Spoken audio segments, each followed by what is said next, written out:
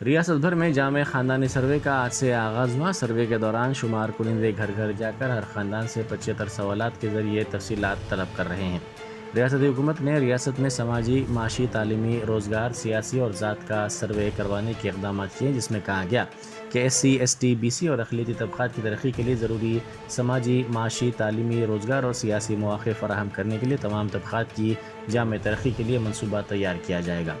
محکمہ منصوبہ بندی اس سروے کے لیے نوڈل بورڈ کے طور پر کام کر رہا ہے۔ ذات پات، معاشی و سماجی سروے میں تقریباً 80,000 سرکاری ملازمین حصہ لے رہے ہیں۔ ان میں 48,229 محکمہ تعلیمات کے ملازمین ہیں، جبکہ دیگر محکموں کے ملازمین کی خدمات سے بھی سروے کے لیے استفادہ کیا جا رہا ہے۔